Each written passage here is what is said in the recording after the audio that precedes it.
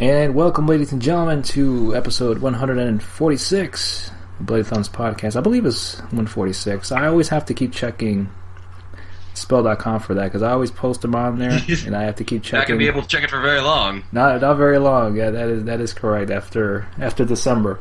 It's all... Yeah. For those of you who are not in the know, Hollywood.com, who has purchased Spill.com several years ago, has decided to close the website down, proving once again that they have no fucking idea what they're doing. Because that's one of their biggest traffic advertisers, where essentially I'll leave my kind of feelings aside. Sure. In terms of the whole history. Maybe we'll do our podcast on just the legacy of Spill and what it means. It'll probably just be a short thing if we do it at all, but it feels like it's saddening, just because it's something that's been suffering for a long time. Like someone on just on life support and just pulling the plug just so that they don't suffer anymore. It's hard to see, and especially with all the memories that I have. But I do think it's kind of like, okay, now it's time to put it out to pasture. Yeah, I feel the same way. I didn't have much thought of the site quite recently, because I just never was active on it as much anymore recently, and then just kind of hearing the news on this, it just kind of got me thinking. It's like, man, I had so much memories from the site, and if you guys don't know, who probably aren't either members of the Spill.com or just kind of have taken a listen to us, pretty much. CH and I met on Spill.com, and because this is kind of how the whole podcast started. When I remember, I was one of your callers in for when you were partnered up with Jim Nazi for a while. Yeah, that was the good old days, man. That was when I was really into the you had an attractive lady by your side, not me. Yeah, an attractive female co-host. Those were the days. Those were the days. Those were the days. I mean, you could always put a wig on, and then I could pretend.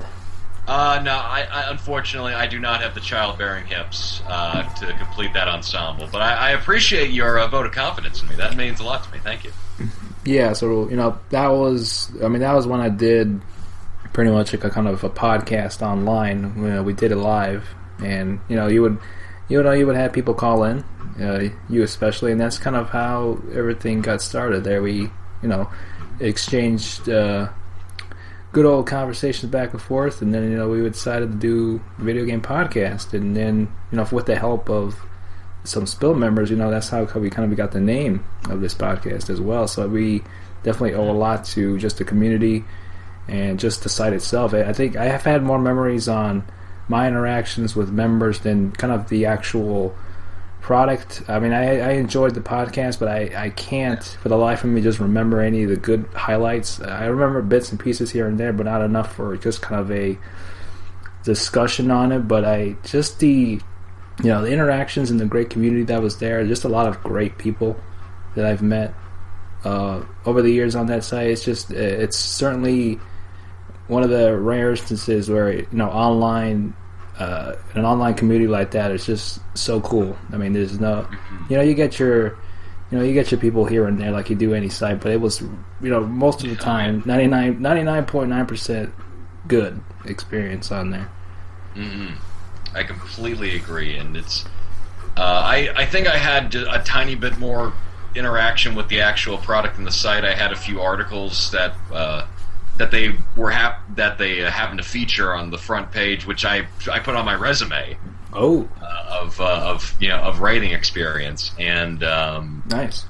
I did really. I was at a certain time where I was getting really interested in reviewers and movie reviewing, and just I was a movie reviewer actually when I was in college. So it's kind of started with me going through all these different things, and I just happened to stumble upon the Spill Crew, and just I like the fact they were very down to earth. They were like a couple of guys with a couple of beers and just honestly talking about a film, and not. For one thing that attracted me to the site was just that the rating system. It wasn't numerical. It wasn't by a grade. It was essentially just like, I'd pay full price for it. I'd do matinee. I'd do rental. Like Better Than Sex was like, oh yeah, go buy this right now. Some old bullshit and fuck you. And it was really, it was beautifully true to the kind of the spirit of why people loved reviews. And I think over the years there's been a lot more kind of independent reviewers coming out with different, with more down-to-earth reviews that maybe was caused by Spill.com, including Jeremy Johns, the Angry Video Game Nerd, Confused Matthew, Jontron, and a bunch of different reviewers who have this very humanistic, down-to-earth, not really talking in hoity-toity sort of terminology. And I think Spill.com had a big hand to play in that, especially with their animated reviews, where they just kind of didn't really use the most politically correct humor, and they certainly just had a gas every time they sat down for a recording session. Yeah, I agree with you. That's what really attracted me to their reviews, was just kind of how it was just like listening into conversations you have, normally with your friends. It's just kind of a very, very relaxed atmosphere, discussing, their points of view on the film. Sometimes they wouldn't even go as far as reviewing the film, just more of like talking about like things they agreed on and things they didn't agree on certain points, and just kind of going from there. Like, it was just more about the actual experience of seeing the film and just kind of talking about it. Yeah, it and of course, I always liked it when they gave insightful reviews about something like why they love The Dark Knight, but then when they had vicious arguments about films like Get Smart or what's that, Lockout, the one with Ethan Hawke, where he's going up into like the space prison. And listening to those arguments were also fun, just because of the personality types that they had. And what I liked about it is that they do go in depth, and they could easily switch back and forth between very, jokey, very just like you're playing it up for laughs, but then immediately switch into kind of very meaningful analyzation about the films that they were watching. Yeah. And then with the video game stuff, but they didn't really come around to, it didn't really bloom to fruition, and Hollywood.com maxed that part of the site, where, they did feel very genuine, yet they also not just give you the lowest common denominator of an analyzation, but actually provide some insight. Right. And, I do think that Corey and the gang are going to start something new, since they had that Kickstarter online which got funded in a day, and for $30,000, and it's like at I think 80 right now. So I'm giving them the best of hopes. I hope that they get a new website. I hope they knock it out of the park. That they're awesome. That they really just do something that that's true to the spirit, I think, of what Spill.com originally was, and then slowly kind of got eked out by Hollywood.com. Yeah, I certainly hope, wish them the best on that, and develop and evolved on just gonna, like you mentioned, what they originally were about in the early days, more about the community, and just kind of giving everyone a voice, and shining a light on those who had a really good opinion on something. That was one of the great things about it. When you would write something or do something that got a feature, it was just an amazing feeling to kind of have that. And you could always you can always end up meeting new people, because your stuff got featured, and just a variety of things. I think it's just a great way to get people involved, share opinions, and shine a light on others that may not have gotten the attention if it wasn't just for them getting featured. Yeah. And what I loved is that even now, Corey is doing call-in shows where people on the site are calling in and having genuine conversations with him, and I think that's something that really separates him from a lot of other website managers, where the rest of them will just kind of create the website and kind of be a part of the most popular thing, but not really be a part of the community, just kind of be at arm's length to deal with the business stuff and then occasionally be on a podcast or something. But Corey, maybe even at his detriment, always wanted to be a part of the community, and it was always open and honest with everybody about what was going on. And I don't know, maybe there's part of me that I think the majority of me believes that what he's doing is much better, and he's going to be huge with the fact that he actually cares about the community. I mean, he's got a successfully funded Kickstarter for $80,000, for God's sakes, and that's the first part. But there's a part of me that thinks that maybe if he wasn't so socially conscious, that he could have been more business oriented and kind of appeased Hollywood.com. But then I don't think that would have been what Spill was about.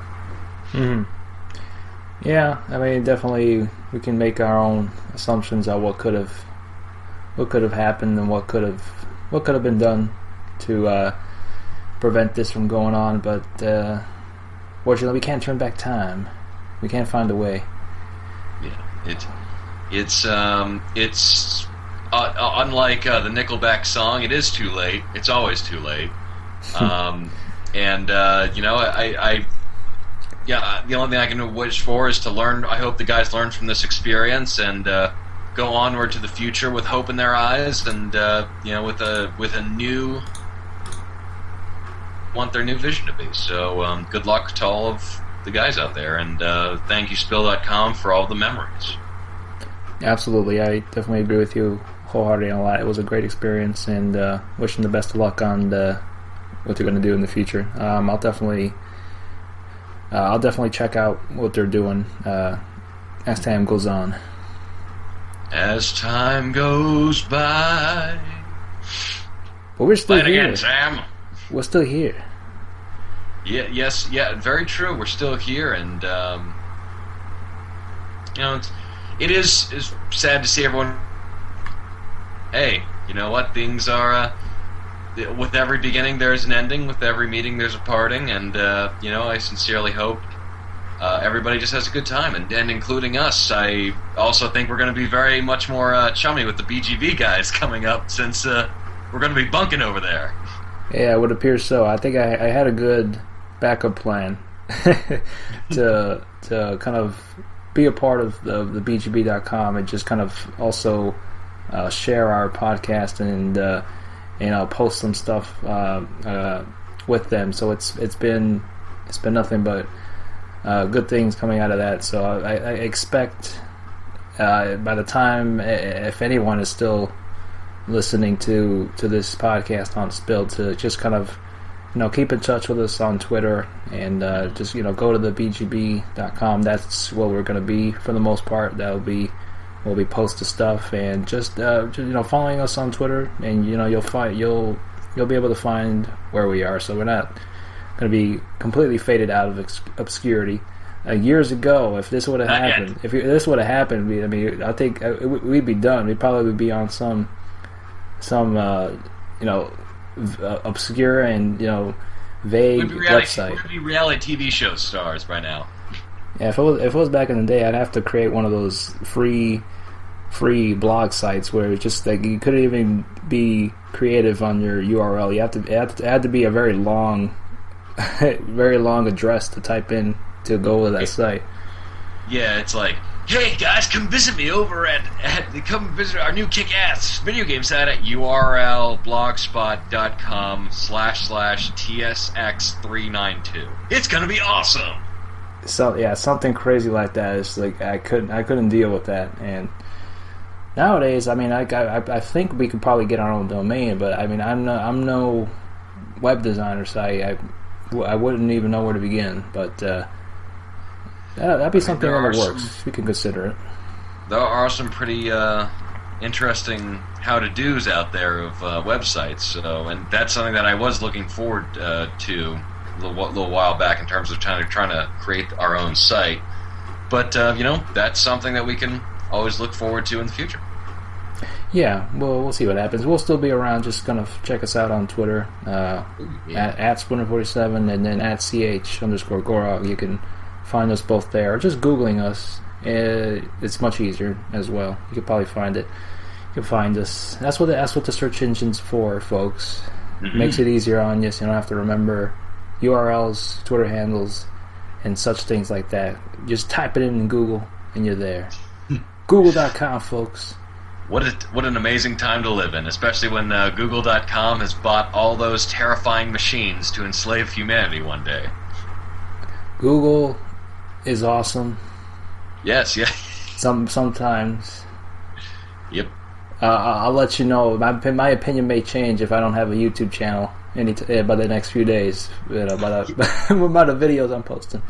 Speaking of YouTube channel, they just had a big swath of Viacom like throwing up cease and desists video warnings for like a lot of Let's Plays and a lot of game analyzation. But I think they're trying to cover their ass for so no video game companies can sue them.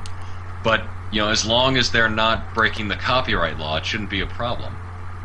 It's crazy. It's just this whole thing with them and the content ID system they have. They gotta revise that because it's gonna flag any videos that may be in the system that could be considered some type of either copyright. Even if you're using it for fair use, the system they're using is not man operated. It's not going to tell the difference between fair use or anything else. It sees the clip and then it throws you that content ID. Where sometimes the only thing it will do, sometimes depending on the situation, it may just remove the video completely, or it will just disable the video, and people who make Let's Plays for a living won't be able to monetize it. They have to dispute it.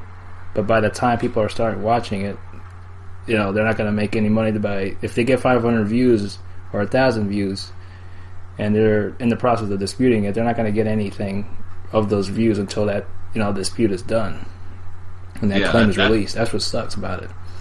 Yeah, they're going to have they're probably going to go bankrupt just trying to defend themselves, like the U.S. court system now these days that defends corporations over the individual. It's really messed up. Oh man. Yep. But hey, we're not here to wax Politico. We're here to talk about video games. And there was actually a fairly big announcement today. To catch it? Yes. I'll tell you now. I've been trying to keep this a secret for a while, but I'm gonna be running Nintendo now.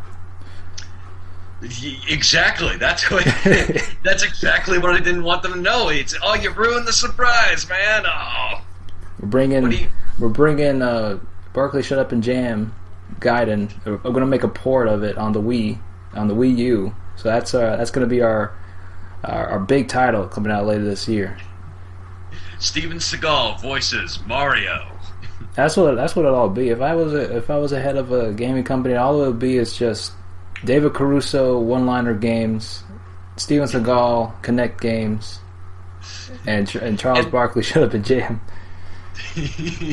And essentially, what I think is that we would have to ensure that we would always have Michael Ironside voicing Sam Fisher.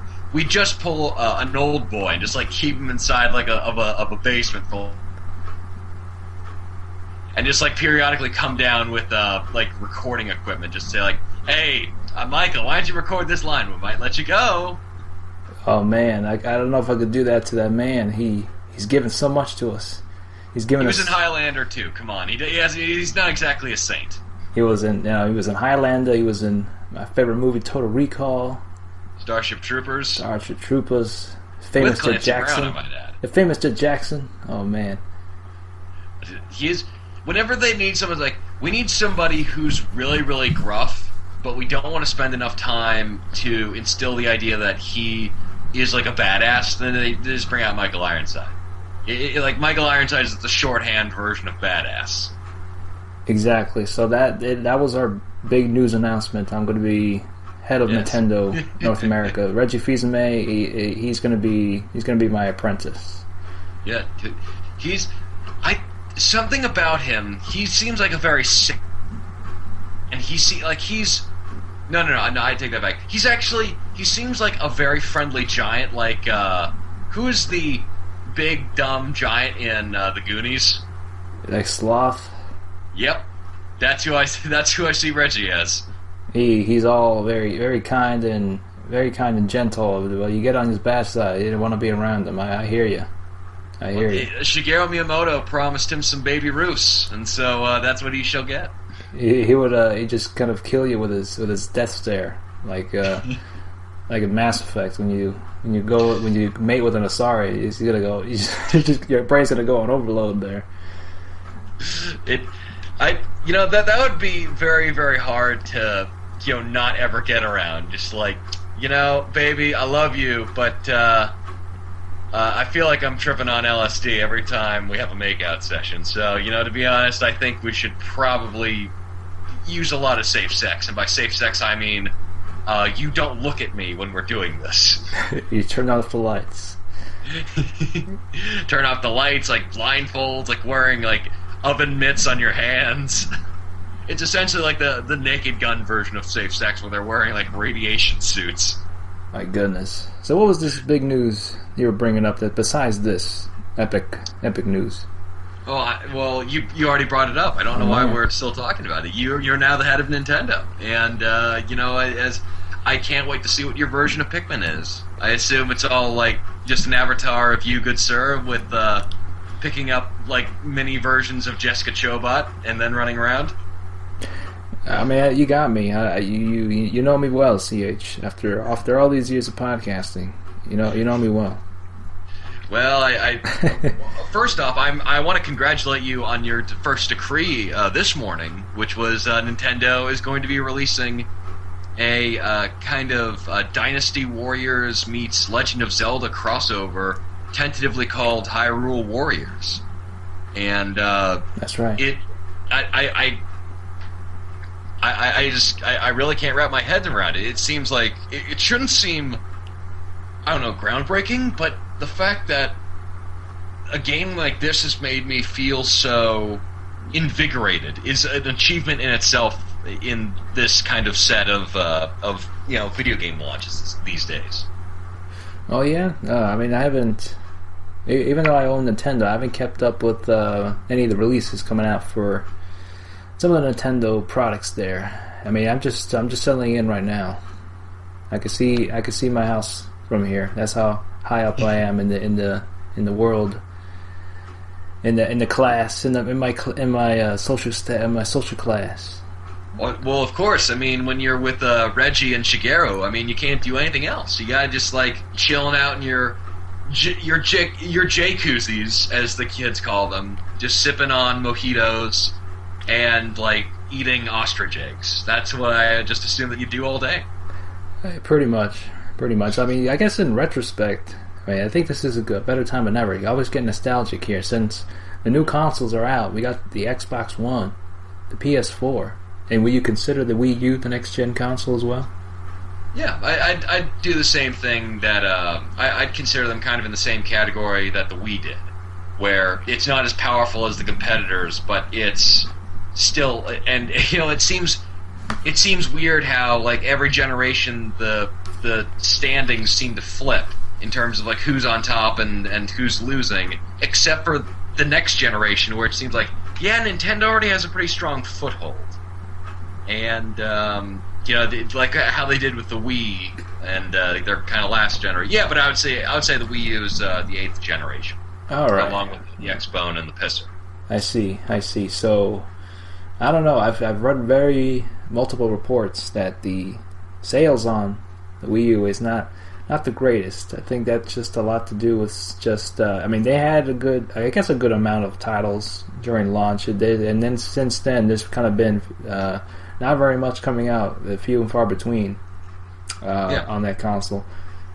The way I see it, I think it has its audience. I guess that's what Nintendo is hoping people who are fans of their stuff will invest in it in terms of the games and the console itself. I personally, I love Nintendo. I mean, that's the first console I've ever had was a Super Nintendo, which I think it's the best console ever made, because 20 years later I still have it and it still works, and you don't have to deal with any red rings, any updates, any patches, any DLC. It's all there, sir. But how can you enjoy Super Mario World without a season pass?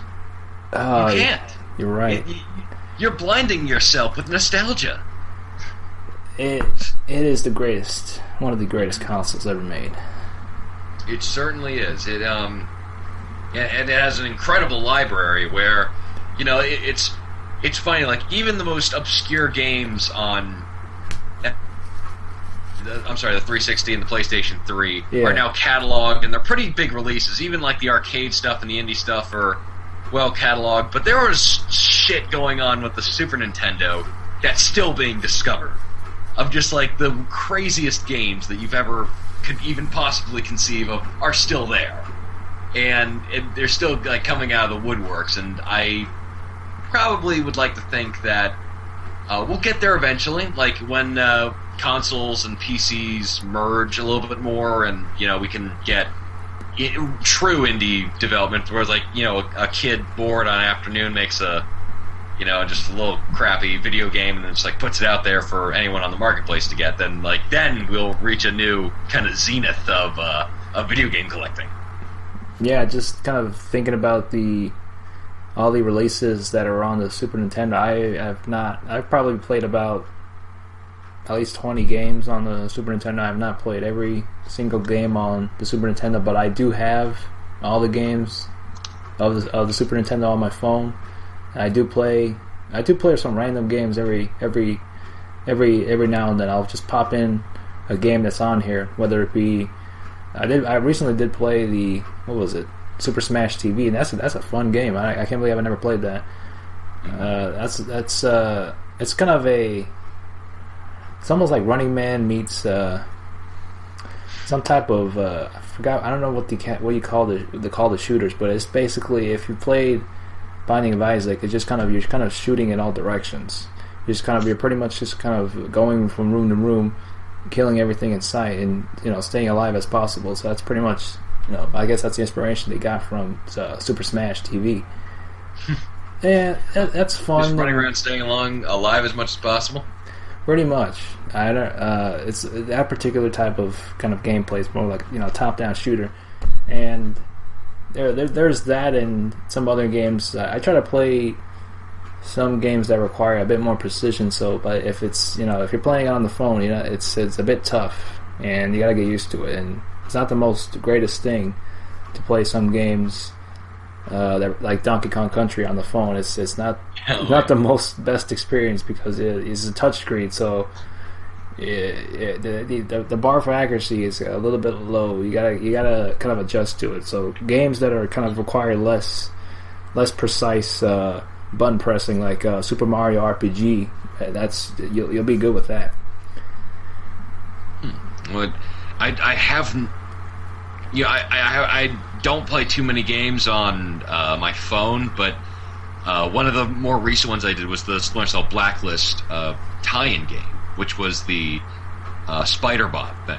And because I was trying to unlock some of the goggles that you can unlock, but then after playing it for God knows how long and realizing oh wow, I'm gonna have to play it for another month, I didn't want to do it. But there were still problems with the controller that a screen has that a joystick and buttons would not. Mm. Yeah. Do you think they're still trying to rectify those problems? I only played a little bit of it when you brought that up a while back. I didn't play too much of it. I think I kind of got I kind of got my fill of it when I played it. I kind of really didn't see a need to go back, and I've already been Blacklist since like after I started playing that app, so I didn't feel the need to go back on that. It would be nice to try it out. I know that for the DLC you get when you purchase it, like some of the DLC has like a little bit of, if you're into the stats and trying to get the best equipment possible, like some of the DLCs you'll get, like if you buy it at GameStop, for example, are a little bit better than what you can actually get in game, but it doesn't affect the game too much. But it's just the stats I noticed are a little bit higher on that, but just a small thing I noticed there. It also brings up an interesting point of view in terms of making add-on games for your games, like the whole what was it, the Grand Theft Auto 5 shop, like mini games. Not that fun, and it's like a Tamagotchi, except they didn't really realize that Tamagotchis weren't that incredibly fun to play with in the first place. I never played it because we got an Android. We got kind of shut out on that for a little bit. It took them a while to get the Android version out, and by then I already had my fill of GTA 5 action single player and just a couple of hours of multiplayer. So I never bothered to play it. Does it have any benefits in terms of what you can do with Chop? Like I know that essentially what you can do is just train him to do new tricks, and you also clean up his poop. That's the extent of everything you do in that game. Quite a role playing experience. I tell you, Mass Effect wishes that they could embrace you. My goodness. So yeah, that was something there. Mm-hmm. That certainly was something. Yeah. And I would, speaking of all these different games, why don't we talk about sort of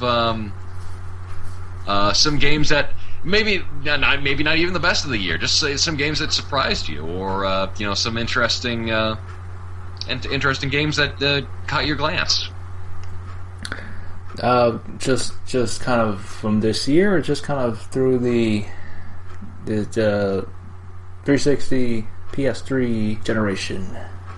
I would say, just to keep it a little bit controlled, that we talk about this generation. I'm sorry, this year. This year, that's a game that surprised me.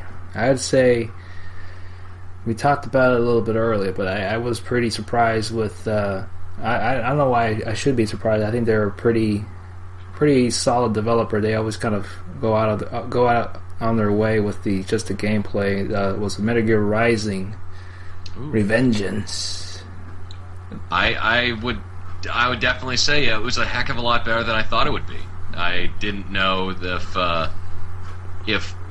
especially since Platinum, they make a very different type of game style, and Metal Gear series is almost to its detriment known as something very story oriented, and fortunately they brought on the writers of Metal Gear, but then made it a Platinum game thing.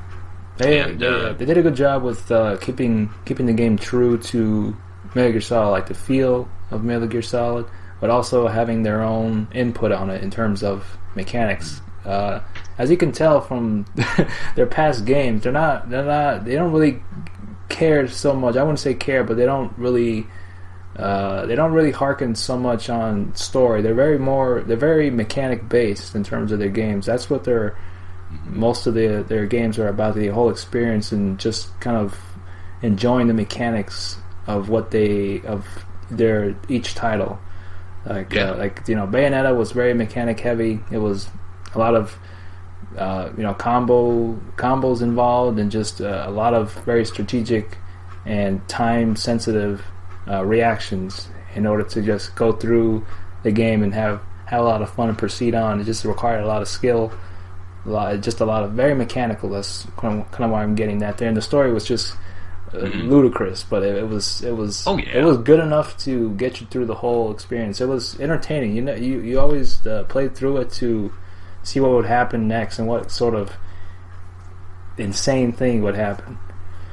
Well, to be fair, I absolutely agree, and it's just this escalation of great gameplay mechanics.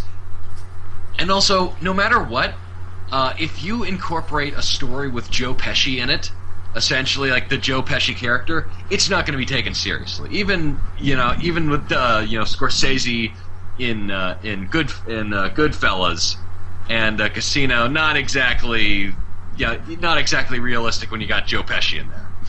Joe Pesci is out of this world. Out of this world. Yes, he is. But he's amazing. And they also got the demon version of Shaft. Oh yeah. I remember. Yeah, he would sell you guns from what I recall. He was pretty awesome. He was pretty awesome. And and to me, I was also surprised at. I think, speaking of Platinum, Vanquish. I was surprised in two manners. One, that I only played a little bit of the demo of the game, and I thought it was good, but it didn't really grab me. But then when it was finally on sale and I got it was like, wow, this is really, really cool. I wonder where it's going to go. And then, for me anyway, the halfway point is, it feels like it lets off. It builds and builds this really interesting place, and then there's no more interesting combinations. It doesn't have, the pacing's kind of gone, and it just feels a bit deflated by the end. And it ain't no Binary Domain, I'll tell you that much. Binary Domain it's in its own league, just from the weird kind of tutorial and weird underwater segment that you never see ever after that. You know what? In Binary Domain, the first, I guess, hour and a half, you're like in this kind of pretty cool looking kind of high tech wetsuit, and it's basically just a kind of tutorial on how to play the game, pretty much. And it begins ramping up a little bit, and then before it does ramp up, you go in the water and you kind of start swimming around and avoiding turrets that kind of shine a light around certain areas of the water that you're swimming on. And after that, you never see it again. They never do any of the underwater segments anymore, which is kind of odd. But I would say, I think it was for the best, because it wasn't the greatest thing ever, but it was certainly something that they did to kind of mix things up and just kind of throw you in for a loop.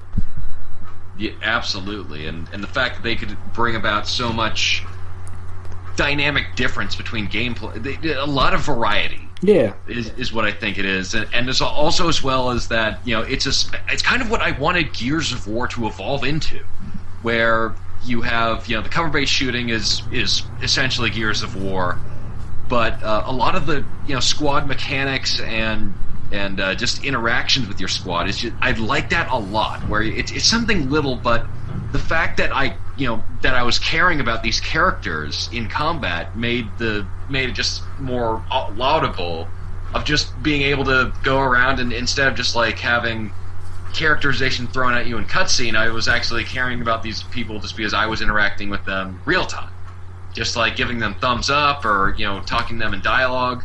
It's little stuff like that, and it's also a very nice, well-written cast of well-rounded characters.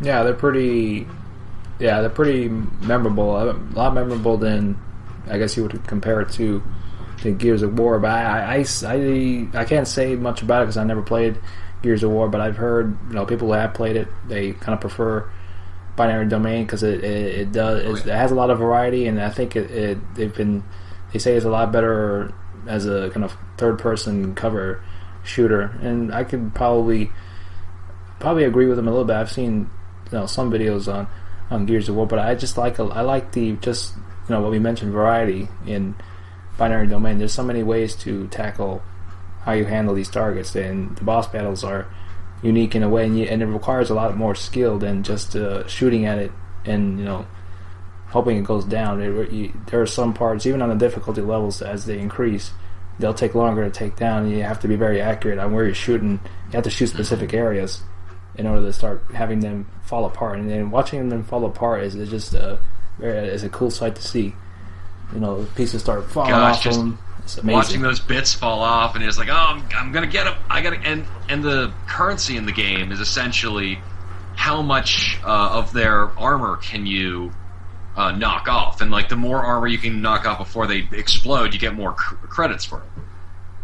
Yeah, the better you are at eliminating them, the more credits you get. Pretty much, you still get a good amount, but if you're getting headshots left and right, you get pretty high rewards on that, and a thumbs up from the other characters.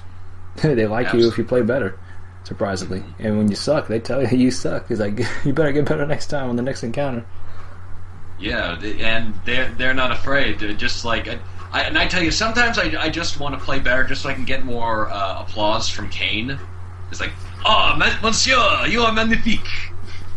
That and just every time you get headshots, Big Bo yelling, "That was sweet."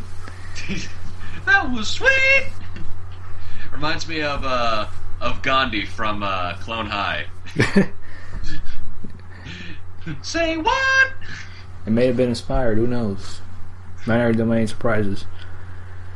And it's also surprising in just in terms of how they write the characters, because they break a lot of cliches almost right off the bat. Because it's like, oh, they're the dumb Americans. Like, oh, no, they're actually pretty intelligent. They just don't really understand, like, military jargon. It's like, oh, here's the straight-laced Englishman who doesn't know how to take it easy. Like, no, he's actually kind of from a life of crime. And it's like, oh, here's the silently angry Chinese sniper. It's like, no, she's actually very cool and likes to joke around. And they keep doing that with every single character, to the point where even Kane is just... where you think like, oh, he's a fully fleshed character, and then you realize that he can be taken over and his personality completely altered, and then you start thinking to yourself, programmed to be like this? He's not actually genuinely happy for you? Is he just like a tool? Who knows? He's not aware. He's not self-aware. I gotta say, he needs to watch some iRobot with Will Smith as the iRobot. Yeah, I mean, Binary Domain is some good stuff there. If you haven't played it, I highly recommend it. I think it would also fall in line as one of the overlooked games that have come out. Was it? I don't think it was this year. It may have been last year, but it was definitely overlooked. Yes. That year it came out. It was a surprise, as we were discussing, and it was a great title there. Yes, absolutely. But going back to things that really surprised me and surprisingly well-written characters, I gotta say Saints Row 4. They really upped their game. They could have kind of coasted off of the same sort of style and things that made them popular in Saints Row the Third, but I'll be damned if they didn't just decide to say, you know what, no, forget it. We're just gonna try. We're gonna give it our all. And this was the sequel that was kind of like, damn, like this is what I wanted to see from Saints Row the Third. Saints Row the Third was fine, but it ain't no Saints Row 4. Yeah, they made a lot of improvements on just some of the problematic areas of Saints Row 3, and they improved upon them a little bit more. Yeah, and they took a lot of inspiration from a couple of other games and just other types of media, and they made it work. They made it their own. They made it, incorporated the characters that didn't change them, but they incorporated them well within the confines of their inspirations. It's, there's a lot like The Matrix and Mass Effect and Crackdown. So that's a combination, a deadly combination there. But it's good stuff. It pans out well.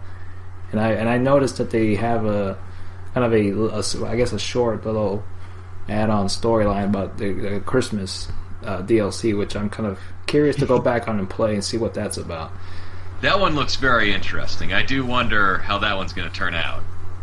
Yeah, I probably will give that a shot. I had a lot of fun with Saints Row 4, a lot more than I did with 3. It harkens back, even though it harkens back to the past games as well. It does, since it's in the confines of kind of a simulation. They kind of saw to it to do whatever they want. And they can get away with it. Just having a lot of abilities for you, and just a lot of convenient ways, which made it a better experience than Third, because there's the city it's nice to look at. It's not a living, breathing city, but it's there to get you from point A to point B in these stories. So they made it simpler for you since you have the superpowers to get from one location to the other really fast, and it's a lot of fun to get to one location to the other.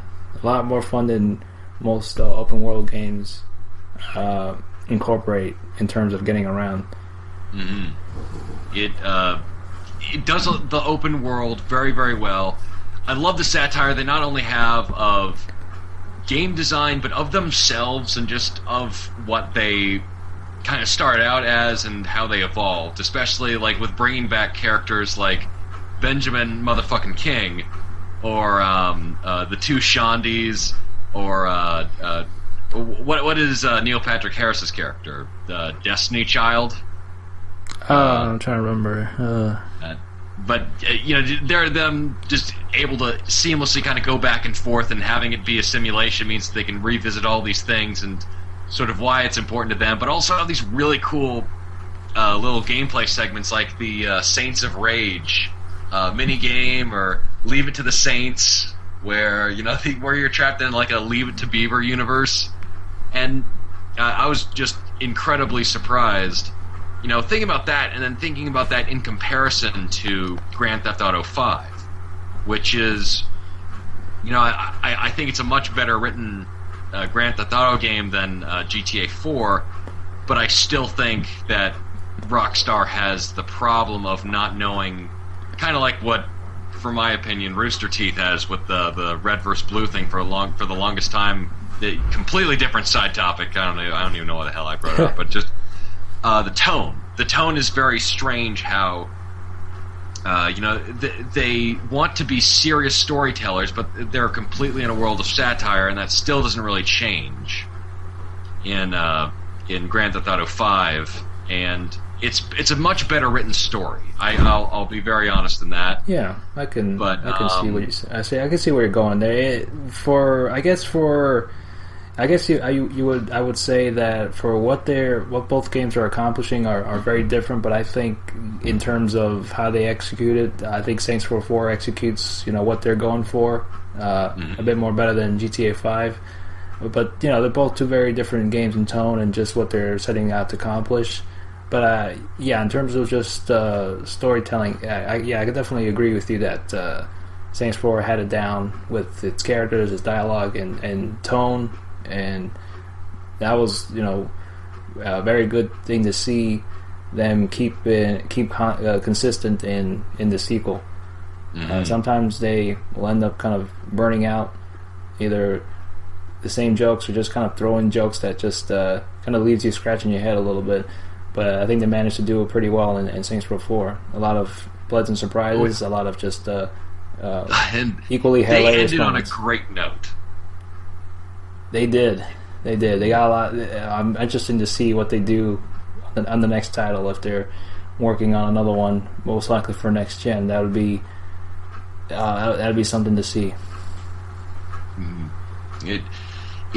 What they do next will be very, very interesting, and I certainly hope that the lovely people at Volition just keep on making stuff that tickles my sides just right.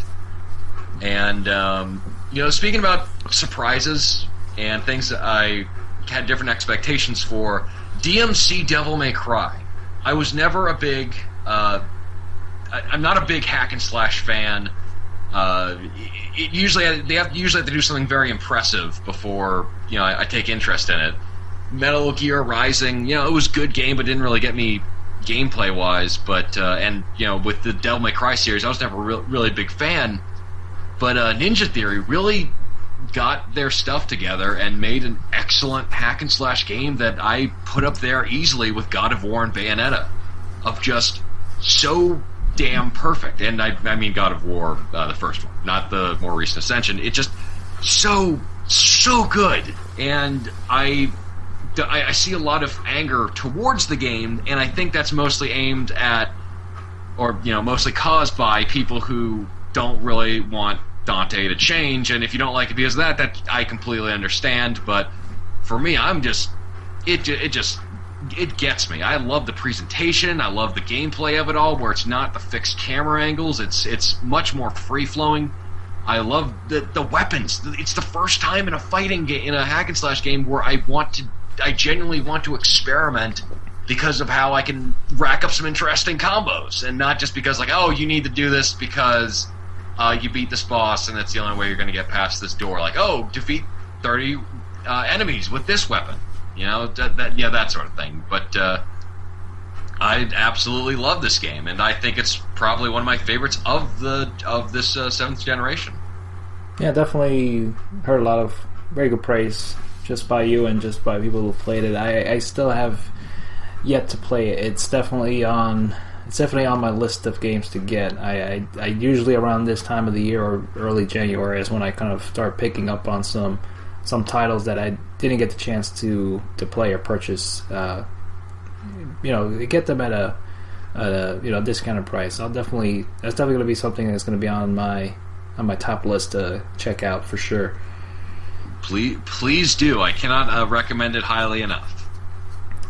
Yeah, looking forward to it. I like what the developer of that did previously with Enslaved. I like the ideas they had for it, and then they're really good at just environments. They're really good at creating environments and worlds. They're very technically savvy on that. Yeah, I think it's a crime that they're not really getting attention for their presentation stuff. But what are you gonna do? Well, yeah. What are you gonna do? All you gotta do is appreciate it. Yeah. Don't hate, appreciate. And speaking of things that I used to hate that I now appreciate, thinking out loud here of Assassin's Creed 4. I was kind of burnt out on the series after Brotherhood, and just Brotherhood, then Revelations, and then 3. That I gotta tell you, we gotta come up with a unified numbering system for video games, just because it's just like. Grand Theft Auto 3, Vice City, San Andreas, Liberty City Stories, Liberty City Stories, Vice, Grand Theft Auto 4. Like, what numbering system does that make sense for? But hard to keep up with it. But thank God for Wikipedia. Thank God indeed. I guess like the big number is like the big advancement. But I really liked Assassin's Creed 4, and to be honest, if they didn't have the future segments in there, it could almost be a completely standalone story. I love pirates, so that definitely got me on board for the first part. And yes, I love the boarding mechanisms. It just feels so intrinsically satisfying to go to ship battle, and then once you wounded your enemy enough, just to pull up alongside them and then board their ship and then kill the crew and either repair your own ship or send it off to your fleet. And it's just so much fun just to do that, and just so engaging to go exploring and to go, although I never condone this in real life, like hunting whales and it's so rich in detail, and it's such an interesting story because it's not just another Ezio tale of, I'm so handsome and good-looking, and I gotta stop the evil people because that's what I do. They actually give a very interesting character arc to Edward, and I gotta say, they really redeemed themselves, and I might be paying very close attention to the next Ash Creed tales. Ezio Auditore da Firenze. Ezio Auditore da Firenze. He's hanging out with Mario and Luigi, just going down warp pipes. French and English combined, they always. That was what they were always doing in Brotherhood, going from French to English. They explain it later, just like, it's glitches in the system. It's like, it's simulation. You just got caught.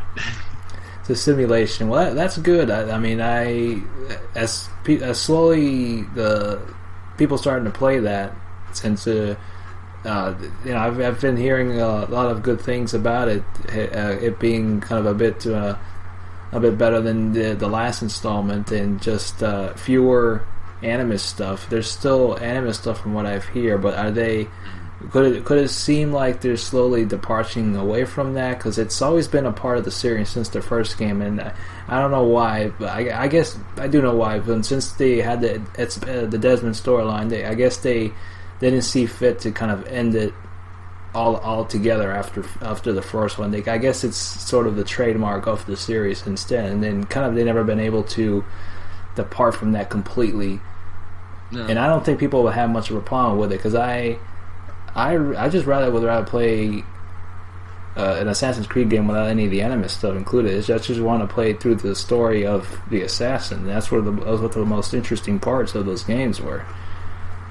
Yeah, but don't you want to see Desmond talk to Kristen Bell for half an hour? It's like, have the will they won't they sort of thing going on? Huh? Yeah, it was fun. It was a fun distraction. You want that? Yeah, but it is. I don't know why. Why do you think they use the Animus stuff? I guess that's what they had planned originally, I would assume. And since that's what's been a part of it since the first game, they've kind of gone through the phase since the first one, ending on cliffhangers, and finally, after releasing a couple of sequels that weren't Assassin's Creed 3, they finally did end Desmond's story in 3. And I can't see them. I can't think of what they'll do next in terms of the wide scope of things, in terms of the Templars and the Assassins and the current time. I don't know what they can do with that. I think they should just kind of slowly depart from that and just start bringing in some new ideas in different locations. That's what's been the most interesting parts. You got the first game in the Crusades, the second one in, what was it? It was in Rome. And the third one was during the American Revolution. So there's definitely a lot of different time periods and locations they can go to, and I'll be more than happy to play it. They're good at creating these type of environments. They do a lot of research on them, and they're really good depictions of during those times. And they have, and what I like is that kind of like. I was, replaying Metal Gear Solid 3 Snake Eater, and very similar to that is that if you want to get more interested in the history of the time, it won't be shoved in your face in the main storyline. It will just be like, oh, we're doing this thing, and then if you explore a little bit more, then you can talk to other people and just be like, oh, this was a painting from this era, or like, oh, this was this famous person who did this, that, and the other thing, and then. For those of you who are interested, but it won't distract you from the main quest, and I certainly like that. I really, really like that, and I do just wonder what the reason was for including the Animus segments in the first place. Because when Assassin's Creed, the first one, was being advertised, it wasn't really being heavily advertised with the Animus stuff. Like, it was mostly just like, oh, you get to go back to. The time of the Crusades, and that was the real draw. Right, everything else was much later. Yeah, that was kind of leaked. Yeah, the Animus side stuff has been just kind of side story to what you're mostly playing is just the Assassin's storyline. So they just kind of managed to balance two different stories in the game that kind of they intertwine with each other in some way, and that's what they've done in the first game up till 3. I guess you would probably include 4 in some fashion, and including some that story arc and things outside of what you're playing as the assassin storyline. That's what I assume. I think that's just what it is. At this point, I mean, from the good things I hear of 4, I just think they need to reevaluate things and take a break from that series, because it really burned out for me after 3. They gotta take a year or two off of that series. They can still work on it, but they need to work on something new. I mean, how can we miss you if you never leave? Exactly. I mean, there's been a lot of great franchises that haven't been yearly that have had sequels spaced out in between because they worked on it very, very diligently and didn't rush it due to people forgetting about it, and when it comes out, people won't buy it. If your game is good, people will buy it. It doesn't matter the type of marketing you get in some respects. If it's a good game, people will play it. I think that's just it will get out. People will talk about it, word of mouth, the internet, gaming blogs. It's gonna help. It's all free press for you. Mm-hmm. So absolutely, like nowadays, where as before the marketing sold your game. Now it's if your game is good, marketing will help, but word will go around if your game's good or not. And speaking of games that don't have many iterations over time, and are given time to breathe and develop. And one of them is I'm very, very glad to say is BioShock Infinite. This year was I would say for me it's still my game of the year. I absolutely love the hell out of this game. I think it's beautiful. I love the character arcs. I love the narrative itself. I absolutely adore the skyline fights, and it's just so much fun to swing on them and then just accelerate and go like an old wooden sort of a roller coaster ride, just like cranking up like tick tick tick tick tick tick tick, and then like you go down and you jump off and punch a guy in the face. Then you got to deal with the murder of crow people who are very, very analogs to the KKK with their hoods and coffins on their back. And it's that one just really got me. That one just like, this is fresh. This is just something I've never seen before. And just playing it, I just felt in nirvana. That's great. That and from this year, I think a good series that we've had many discussions on. I can't if we accumulate the times we talked about just the series and as a whole, I think it'd be a good probably day worth of podcasts. Splinter Cell Blacklist. That was a great return to form to just what was great about Chaos Theory and just a little elements of the past games afterwards. A little bit of the fast-paced gameplay of Conviction, so they managed to just kind of incorporate those two game styles, which is stealth and very kind of fast-paced, action-oriented, in a mix of both. So that's kind of three different play styles you can go accomplish in Blacklist. I had a lot of fun with Blacklist. I probably, just thinking about it more often, I probably put it in my top game of this year, just because I love Chaos Theory and just brought back a lot of memories of Chaos Theory. Even some of the side stuff, especially when it's really dark, it just reminded me of the boat level, I think the Lacerda level in Chaos Theory. There was a mission in there that reminded me a lot of that. Yeah,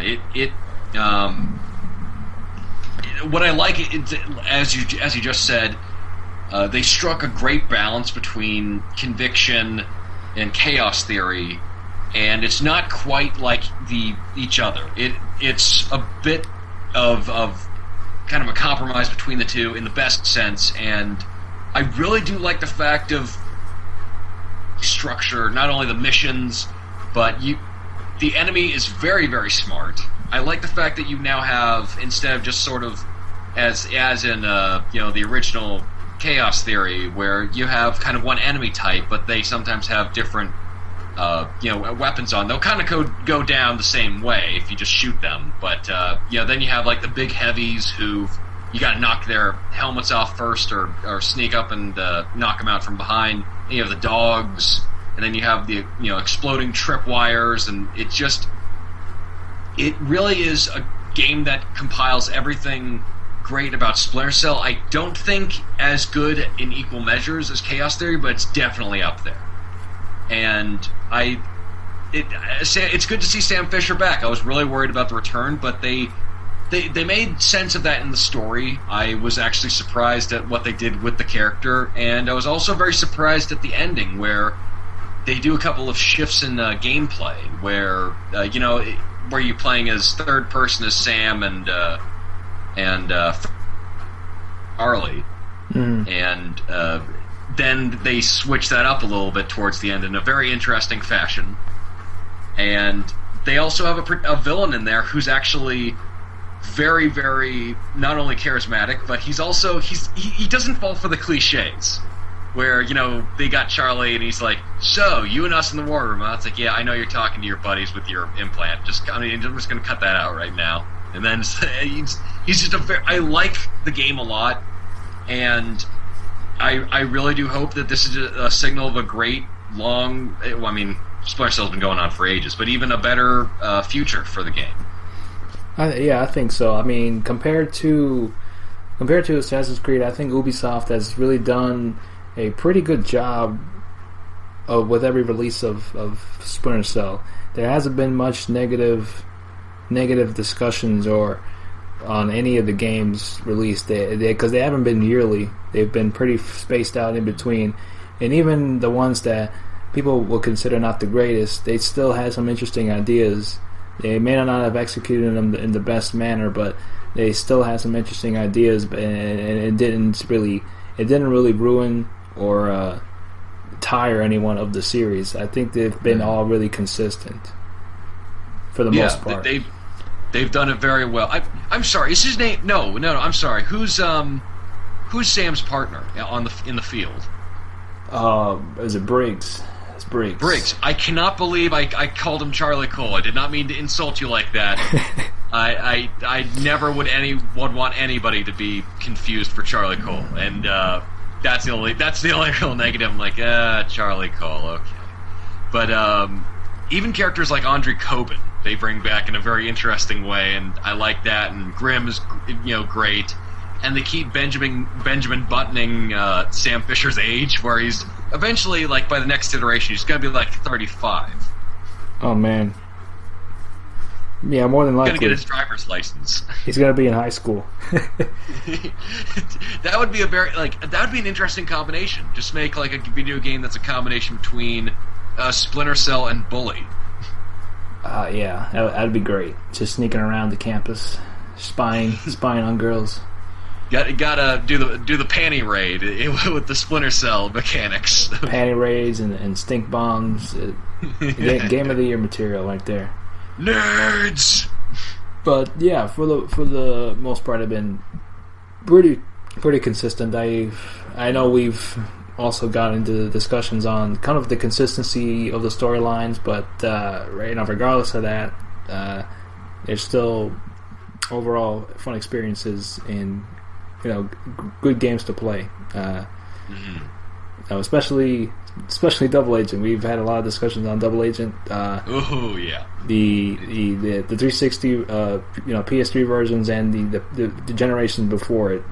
Two very different different experiences released during the same time, and it's not like these days where they have the Xbox One Assassin's Creed version and the 360 one. Both of them are pretty much the same, just a little graphical difference. Yeah. But they went above and beyond in creating two different experiences for both generations that suited both the consoles at that time pretty well. They didn't do too much with on one end because it probably couldn't support it, but they did it. They made it work for both consoles. Absolutely, and I definitely think it's, I don't know, it's good that they have kind of universal gameplay for Xbox One and for the 360 of kind of like Assassin's Creed 4, as well as the Call of Duty iteration that they got of Ghosts. Mm-hmm. Right. Well, yeah. And also, we talked a lot about the big games, but what about small games this generation? Or no, I'm sorry, this year. I don't know why I keep saying this generation. This generation, last generation. Who's keeping track? It's all there. I'm trying to recall. I mean, the only kind of small game I played was for the PC called Papers, Please. That was a fun kind of indie game where you're kind of playing this. Trying to recall what the position is, but you're pretty much either denying or allowing people within the country. So it's like I believe it's like a fake country, and you check passports. Yeah, you're pretty much checking passports, and as you begin the game, you start off with small tasks at a time, and as you progress, it gets more and more detailed and exactly on what you're looking for. Even the smallest the minute details that you may miss or overlook, it's gonna cost you big time. Mm-hmm. But that was a fun experience. It has kind of some dark humor to it and some interesting moments, and I would say a little bit of morality issues on, because you get people that say, "Oh, you gotta let me in, you gotta let me pass. I gotta visit my sick, dying mom," and then sometimes you look the other way and let them through, and hopefully you don't get caught because you messed up and get a ticket. Well, what about if they're lying? Sometimes they'll lie. You never know. Like you get people that lie and hide weapons and say something, they have their own reasons for it. It's a gray area sometimes. Well, your Papers, Please. I have not played that one yet, but it does sound very, very interesting, especially since some people are talking about kind of the shady guy who gets the passports dropped by. Like, that's one of the best characters this year. Yeah, the shady guy. Mm-hmm. And for me, like, I love State of Decay, but the one that's really caught my attention on XBLA was Brothers, A Tale of Two Sons, which is a really redundant title if you ask anybody. But it's done by Starbreeze Entertainment, the guys who did the Chronicles of Riddick video game, and it's an interesting game just because you're not controlling any. You're not doing a lot of action. You're controlling two kids at the same time with the thumbsticks, moving around with the left and right bumpers, moving the camera around, and then you're performing the actions with the left and right trigger. And it's interesting because you're solving puzzles. You're trying to figure out like the timing, and it can get pretty confusing sometimes because you got to have like good timing or else one of your characters is going to die. And I love it just because it's all about these two kids, kind of a teenager and a young boy, venturing off to go get medicine for their sick father, and they speak Simlish essentially, where they're just like talking to each other. You have to learn from their pantomimes and from their kind of emotional responses. But this world's just filled with so many interesting characters, and they have a very, very just beautiful art style, including some kind of fantastical elements to it, where you could almost say like this is more of a fan. It starts off as like, oh, okay, it's just kind of a regular sort of setting, like maybe it's like medieval England, but then it's like, nope, this is a fantasy world. Most definitely a fantasy world. Yeah, I've heard a lot of good things about Brothers. Brother! Come fight with me shirtless on this giant metallic T-Rex. Well, it's you saying it's from Starbreeze, who did Chronicles of Riddick. It seems like it was pretty interesting departure from going from that to this type of game, which it says a lot about a developer who can kind of make that transition and not kind of be kind of stuck to one genre. Mm-hmm. What they call them? The like dice. There we go. Not like dice. Yeah. Oh, for me, there's no dice. No dice here. Well, that's definitely one interesting title that I gotta check out as well. Absolutely, and it's so full of passion and energy and love that when you see kind of the end result, where it's not a perfect game, I'm not going to lie. Sometimes the controls can be a little finicky and the puzzles a little too easy to solve. It's just done with such imagination and such brilliance. I got the same feeling when playing Majin and the Forbidden Kingdom, or whatever, and the Something Kingdom, where it was just such filled with creativity and just very well done. Yeah, this year and last year, and I guess a little bit of the years before. It's always good. We get good quality games out, and some good games available on the Xbox or PSN marketplace. You definitely get a good amount of those. I don't know. I would say this year there's been good games, but there's only been a few of them that have really been top notch. Like last year, there were a lot of really good top notch games compared to this year. I think a lot of it about them this year was essentially just, okay, we're getting ready for the next gen. Let's kind of get out what we still have left. Sometimes they happen to be really great, fun games like Far Cry Blood Dragon, where it was this interesting experiment it's essentially just like Far Cry 3 if it was seen through the eyes of an 80s action film, and it is wonderful just because you just happen upon like some of the most goofiest dialogue, some of the most obvious overt cliches. Like it's so weird, like it's so overt in referencing a lot of the cliches of like 80s action films like that you will not get unless you're a big fan of like Schwarzenegger, Stallone, Jean-Claude Van Damme films, and also like early 80s video games. But for some reason it's just very, very well done and just packed with imagination, like giant laser firing dragons, and it's set in the destructive future of 2007, where it is just fantastic, and just the hamminess of it all is just played so well done and tongue-in-cheek that I can't help but really applaud it.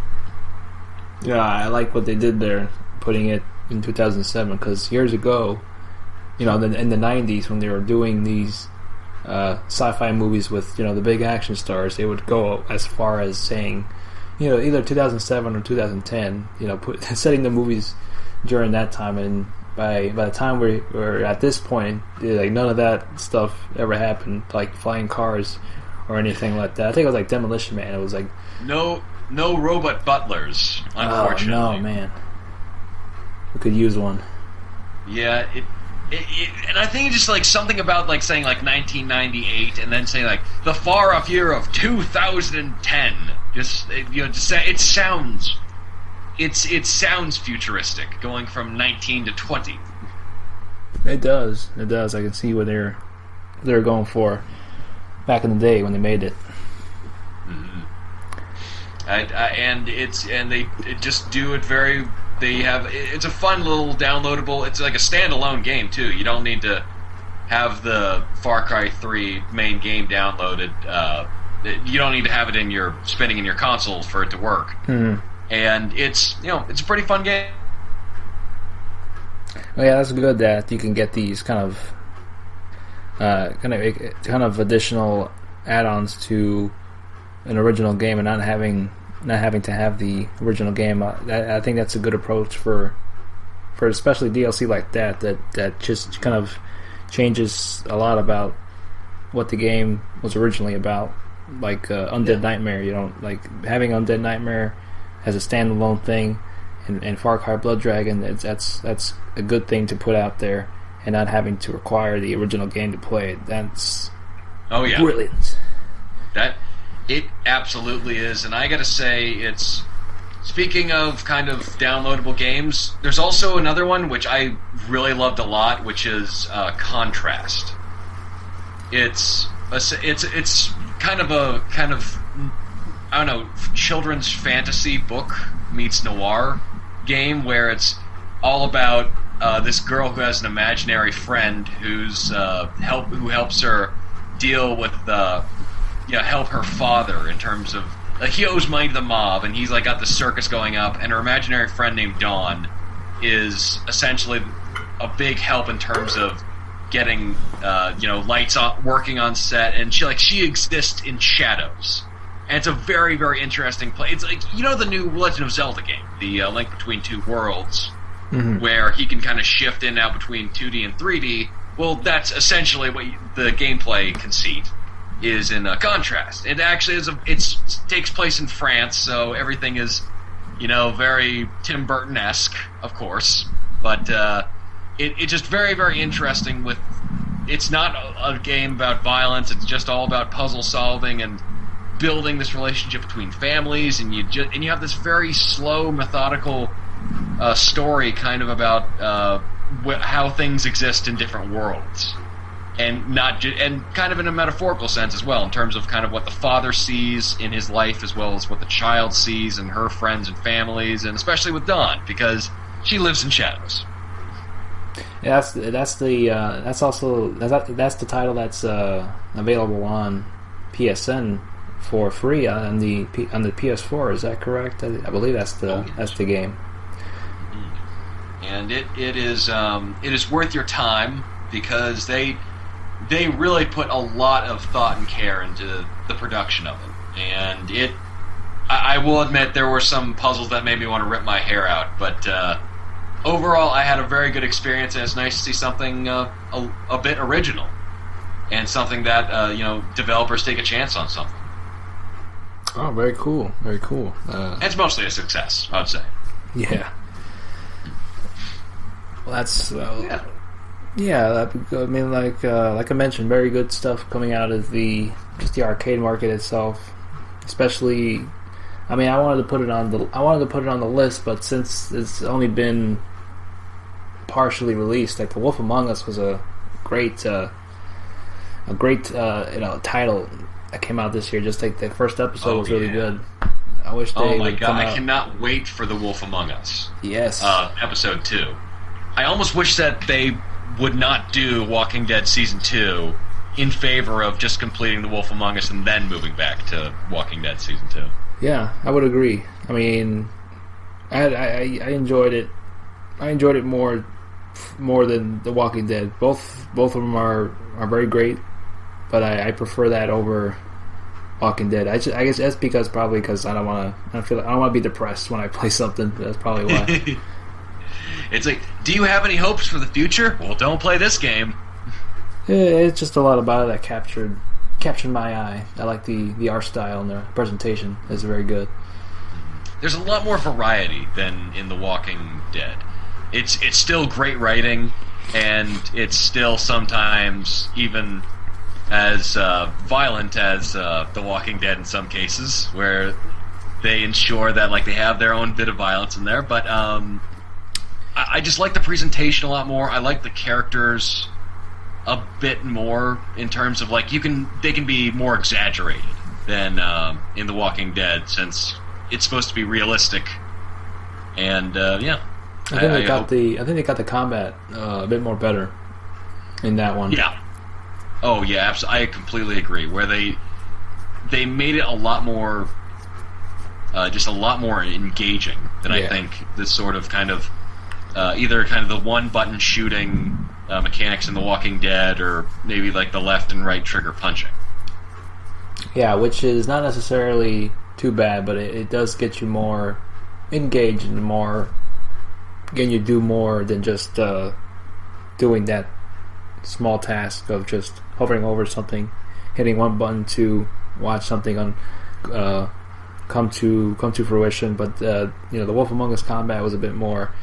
You're doing a lot more than you normally would do in The Walking Dead, but it wasn't too hard, it wasn't too complicated. It was enough to get you into what was going on in the action and die down a bit once the dust settles. Yeah, and also Wolf Among Us is a mystery story, and I always like mystery tales. Yeah, that I do. I can definitely agree with you on that. Whereas, The Walking Dead is pretty much just like, how much of your humanity can you chisel away before the end of this episode? It just gets me more and more hyped on seeing what they can do with the Game of Thrones franchise. Ooh, yeah, that's going to be very, very cool to see what they do. I wonder if they're going to have their own... what would you rather? Would you rather have it kind of be a side story to the main quest, or their own version of the events in the novel / film? Not film, HBO series. Yeah, it's interesting because there's a lot to Game of Thrones. Like there's a lot of lore that there's there to explore in the Game of Thrones game. I'm not too sure whether the characters are a part of the overall lore in the books, but I'm sure they are in some effect. But you never really actually see them in the book, or see them in the books or in the show. But I'm sure for the most part they're probably in there somewhere. But they managed to incorporate the lore of the game and not having it rely too heavily on what's actually going on in the books and the TV show. They managed to keep it separate, but also addressing that these events that take place during the show are happening, but we're focusing on these characters on the side that have some effect on what's going on that end, and intertwining stories, and you get to kind of see that unveil as you play with them and meet characters that are from the show and the books in the actual game. So I would say that they could definitely do something that takes place before the actual story that you're witnessing in the books or on the TV show. They could definitely do a couple of things that I have in mind that went on that they never touched upon in the show. They probably mentioned it, but they never actually did a interpretation of it. And it being so dialogue heavy, I think it would be great because Telltale does a lot of good stuff with dialogue, and I'm interested in seeing what they do with also how they handle the sex part. That's a big part of the series as well. Characters use it more as a tool than anything else, so it's interesting to see how they would do that. That would be very, very, especially with video games that get flack for showing like a butt in Mass Effect, and then I do wonder how in the world they're going to handle that type of nudity and sex with their. Yeah, I don't know. They may not. I don't know if they don't do it. It's not gonna really honor as much of what the series is about. I think if we take that away, it's not going to ruin it, but it's going to take a little bit away from what the series is about. They may do something to the effect of you can actually engage the characters to do it, but they probably will fade to black or something. That's right, Telltale. Telltale's got to understand. All we want is tasteful nudes. That's all we demand. Or cut the black. Oh, that was great. Or just make it like Mass Effect, where they're just kind of writhing on top of each other, like with all of their clothes on, and then it's cuts to black. It's like, wow, that was great. Yeah, it's just like the sex scenes you get in Fallout. It fades to black, and then you're watching the person you did it with just sleeping creepily. Yeah, or they just come back and you're talking in the same exact position as you did before. It's like, wow, that sure was sex. Yeah, maybe. Who knows? That's what we'll look forward. What comes out of that? I think it'll be quite good. I do, Telltale's great storytellers, and give them all the franchises. Make a Star Wars one. Make a I don't know, Golden Girls. Make the Golden Girls Telltale Simulator. That would be great. I'm down for that. Yeah, but I'm very happy that we're being shown that at the tail end of this year, and that the new generations are being released, that we still get brand new downloadable games, and with the episodic content coming out of Telltale, they're still keeping that idea alive, and more power to them. Yeah, I like the model that they've established with the episodic content, keeping it relatively reasonably priced for each episode, and you do have the option to purchase the episodes ahead of time. I guess that's a slightly a pro on the season pass thing. It just depends on who the developer is. If they have enough trust to actually get you to get them. I mean, I bought the season pass for The Wolf Among Us. It was that good. Yeah. I can't say I would do it for any other developer that I'm unaware of. Mm-hmm. Just putting out these episodic contents. Even Irrational with Burial at Sea for Bioshock Infinite. That doesn't deserve season pass, but damn it, Telltale always delivers. That they do. So anything kind of else that kind of stands out to you this year, or what you're kind of looking forward to in terms of kind of anything in general, in terms of games or any type of business practices or anything like that. I'm sure business practices is high on the list, but I guess that's a discussion for another time unless you want to get into it. It's I am right now. I think that the business practices stuff, I everything that I've wanted to say is already kind of been said. That for the next generation of the new generation, what's going on. How I think there's still problems with DRM, season passes, on disc DLC, and a lot of other stuff, including one that I didn't even think would be a big issue, or I thought like everyone would be kind of in the same supportive way that I would be about, which is backwards compatibility, where I actually got into a verbal discussion, pretty heated, with another guy on the Destructoid forums about like whether or not we need backwards compatibility, and we argued for a little while, and just like we still have problems with that. We should really hammer out those issues before going on with anything else. But I've kind of spoke my piece. The only other game that I would really mention is, of course, the one, the only, Marlo Briggs and the Mask of Death. It really is one of the best just games of all time. With Marlo Briggs, a smoke jumper, wielding magical ancient Mayan powers, preventing an industrialist becoming a Mesoamerican deity. This is automatically my number one game to play as soon as possible. You don't give Marlo Briggs sass. Don't sass him. You just shut up and accept the Briggs. I assume this is Briggs' younger brother from Splinter Cell Blacklist. Yeah, it could be. I mean, you never know. He just doesn't want to ever talk about it. It's like, yeah, my brother's stopping the guy from becoming a Mayan god. I don't really want to talk about it right now. But the one I really did want to talk about was Metro Last Light. And I just got to say, I don't think it's Game of the Year, but it is just an outstanding shooter, and that the company, the Ukraine company that made it, I gotta say, just bravo, because they are worked in essentially the worst conditions possible, where you have like lights that flicker on half the time. They live in just terrible living conditions, and it looks just outstanding. And damn, even I think L.A. Noire had people complaining about, rightfully so, about the fact that it's like, okay, yeah, we weren't paid and we kind of worked long hours. These guys essentially worked in communist Russia, and they're just like, yeah, whatever. It is only Tuesday.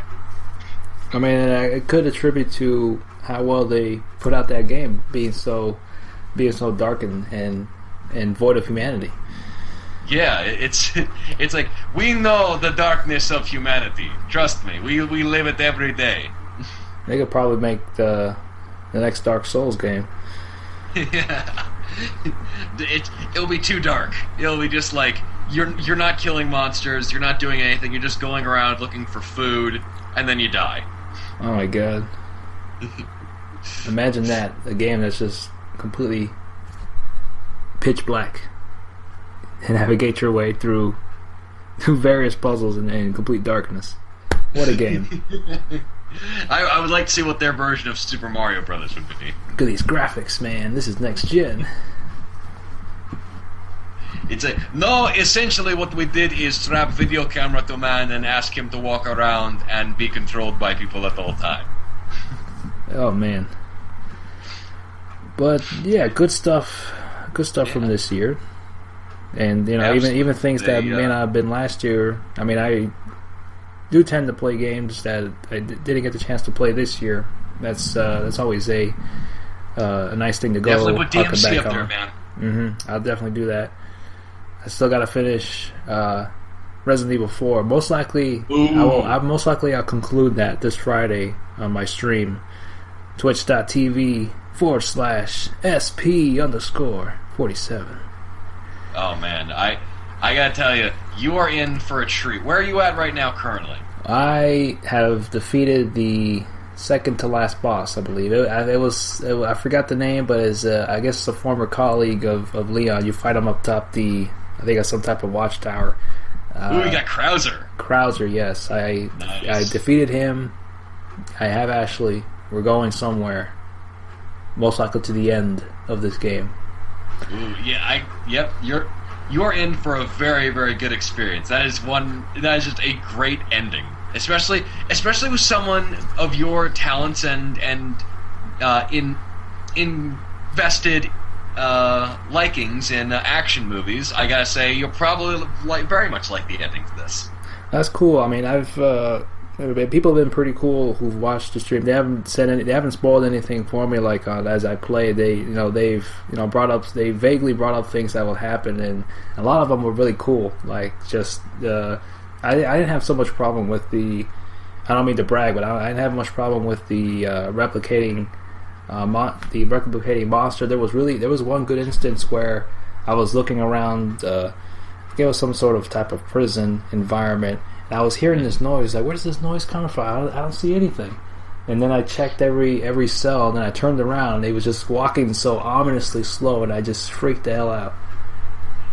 Yeah, I agree, and you're probably a better player than I am, just because I kept getting killed by those things, and I'd just be hearing, just walking around the corner, then you hear, and there's I gotta backpedal now, gotta go.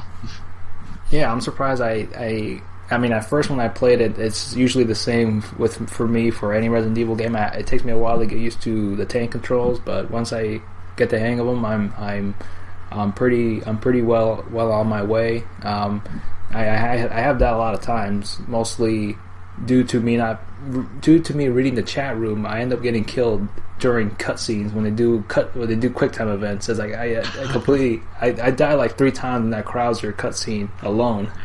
I'm not paying attention. Were you having the knife fight? Yeah, the knife fight. Yeah. That one is a pain in the butt, especially since you have to have lightning fast reflexes with that one. Yeah, it's crazy, but I mean, fortunately enough, it's not like Bayonetta where they mix up the button prompts. Like every time if you replay it, it's not going to be the same. It's going to be usually 3 or 4 different button prompts you may select. But in Resident Evil, the HD version I play, it's usually the X and A button or just the left and right triggers, either a combination of the two, and you're solid. And then the boss battles and the interactions you have with the enemies, it reminds me a lot of Metal Gear Solid. You have no idea what the hell you're supposed to do until you figure it out, and it's obviously an easy thing. And then once you figure it out, it's smooth sailing. I can see why some people who've may have replayed a lot of times can beat this game in an hour and a half. These speedruns are insane. I gotta watch one speedrun one day because I'm 16 hours in and I'm not even done yet. And I've seen on the leaderboard is people beating it in an hour and a half. That's insane. Essentially, these people monitor. They have algorithms down for how quickly on's knife to attack somebody. It is something. I don't. It's it's a bit of a. Partially it's beautiful, and the other part of it is scary that someone would dedicate that amount of time to killing a zombie. Yeah. But I give them credit. Yeah, I think it should just be a sport. I think it's quite an accomplishment. Mm-hmm. Yeah, they really did outdo them. I think Shinji Mikami. This is Shinji Mikami's best work. He was the director on Vanquish as well as I think Bayonetta. Mm-hmm. And he really has a good feel for kind of what the gameplay's supposed to be like. And with Resident Evil 4, he was looking at the Resident Evil series going this is some silly shit. I have got to use this as big as possible. Just like we're going to have a kind of a macho ladies man Spanish dude and a Napoleonic general. For what reason?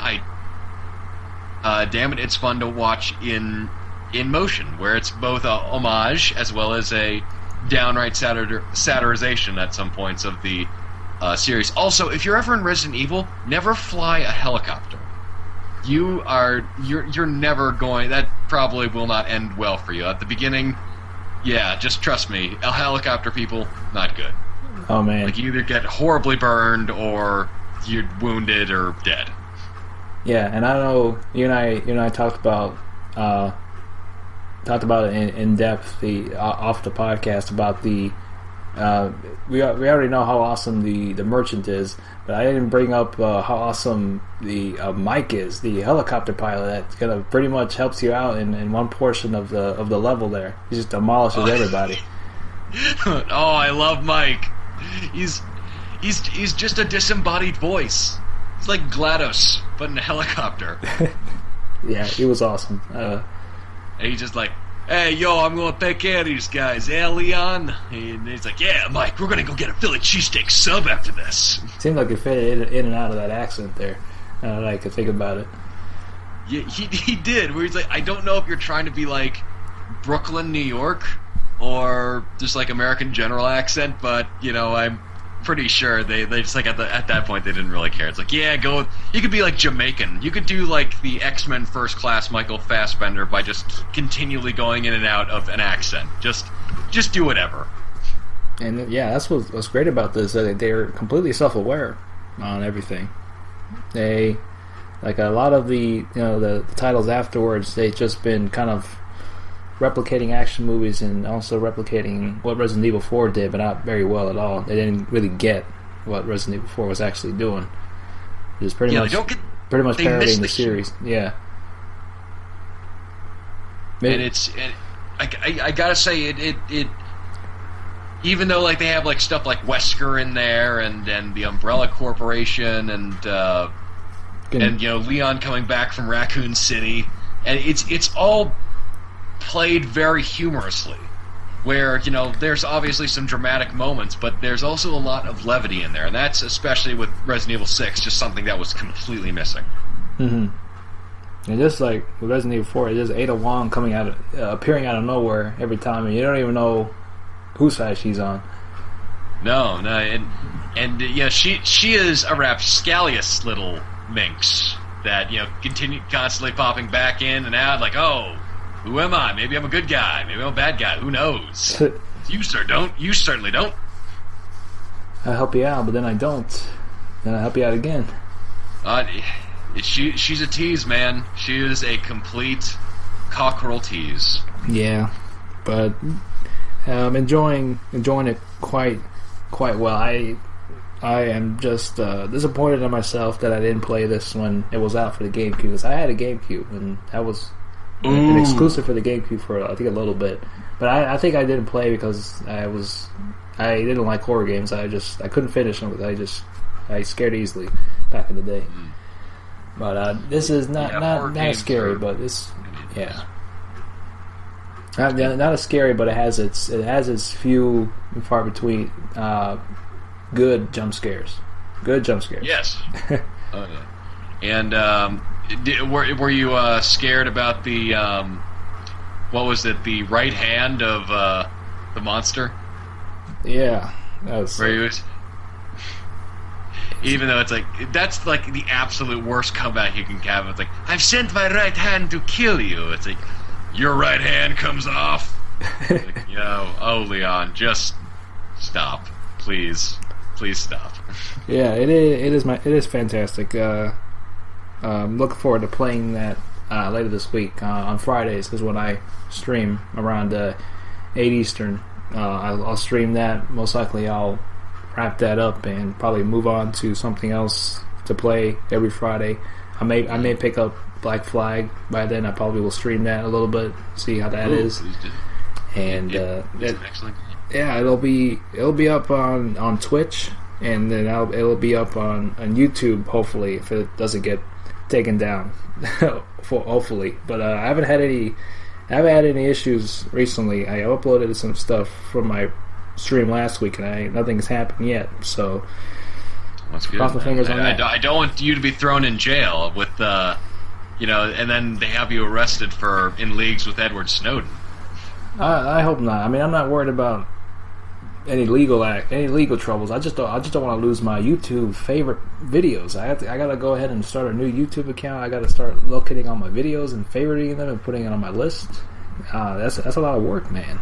It's tough being a real.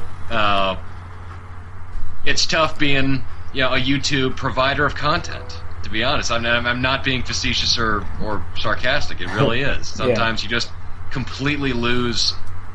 Yeah, I had my first one where I was uploading some stuff when I was really younger that I was proud of, and I can't get it back anymore because my account got suspended over some BS policy. They apologized, but I still lost all that. So it's still a bunch. It's still a lot of the sort of feeling of like this is my baby, like, and you didn't really give me any warning, or you told me that this was fine, so I still have a problem with you guys on that, and I still think Viacom needs to work out some stuff with their own internal lawmaking.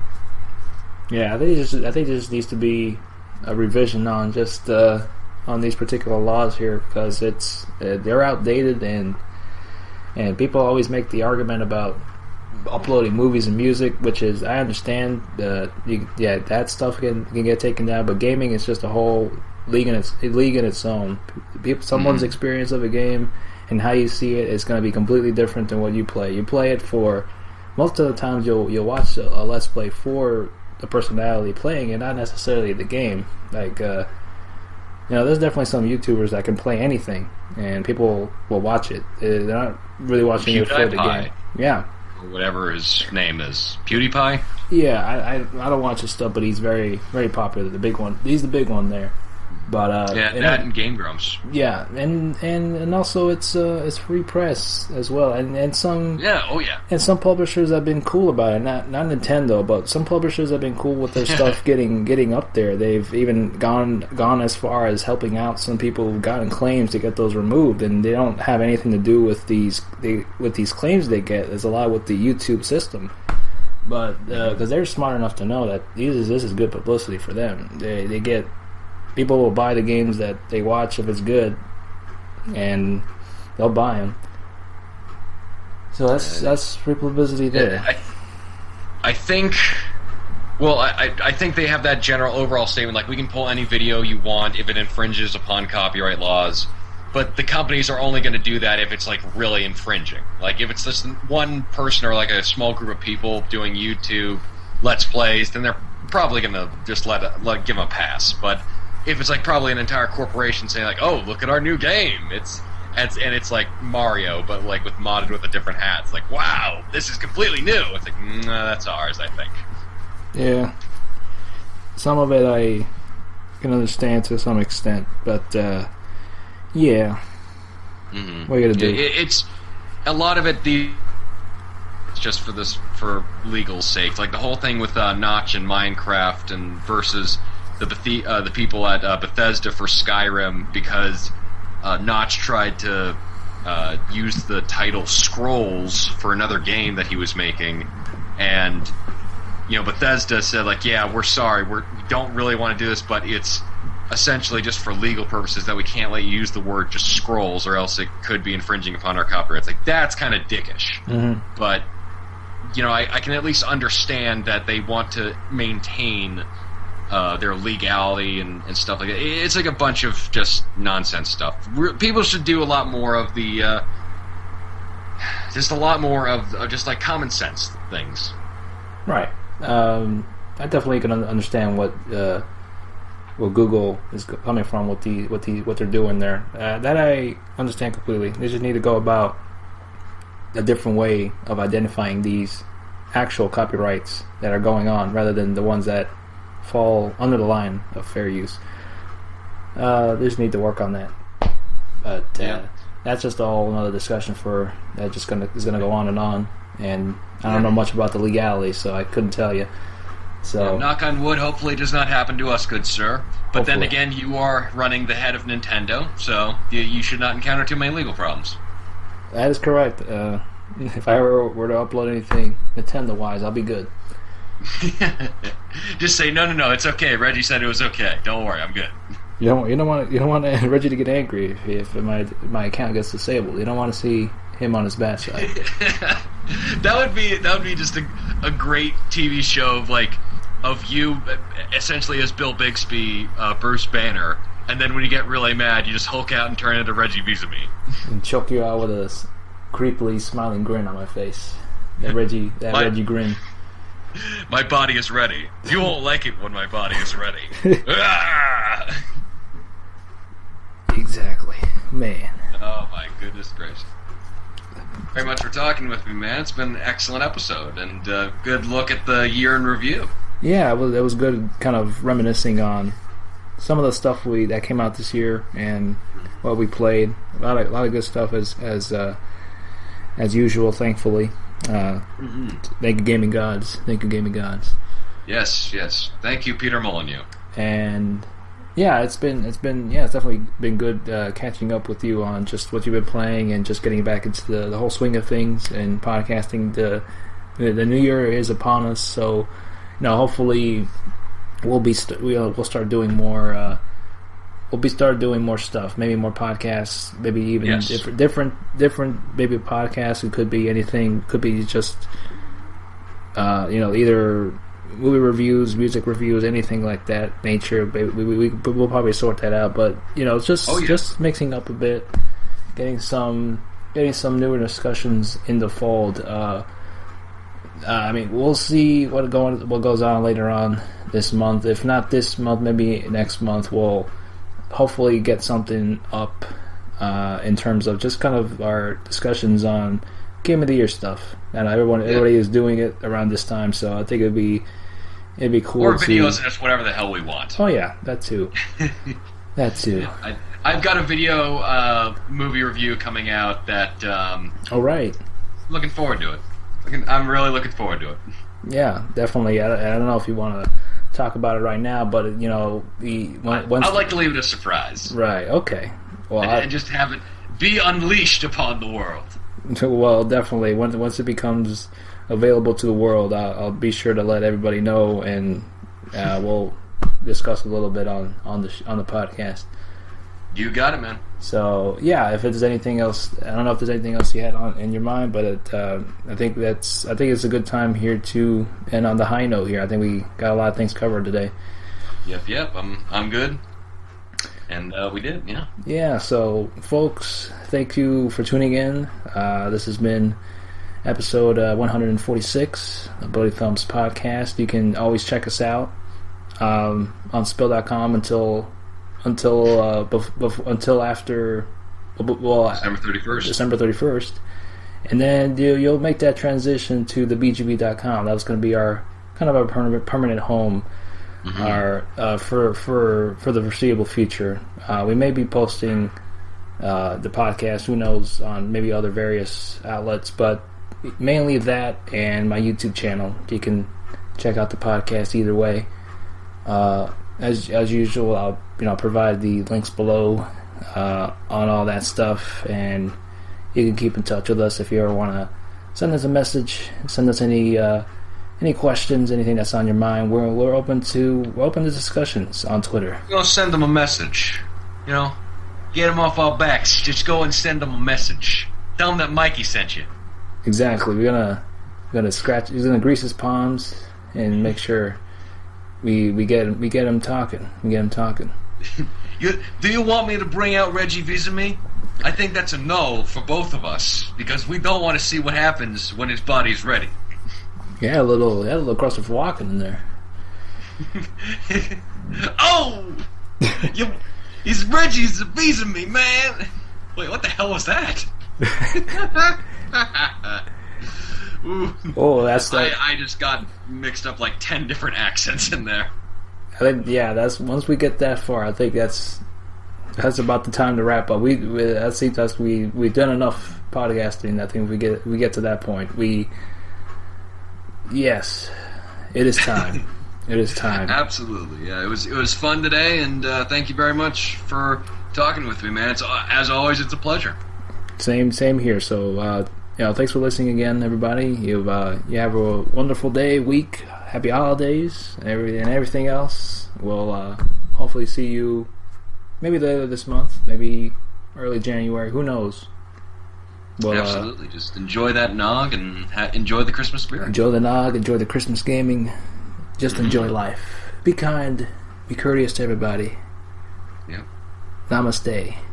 Namaste. And if you see a Santa Claus having a donation bin for charity. You don't need to drop your car keys in there. You can just like put in a 20. You don't need to. And what is he going to do? Is he going to go down to an auto shop to like sell it piece by piece?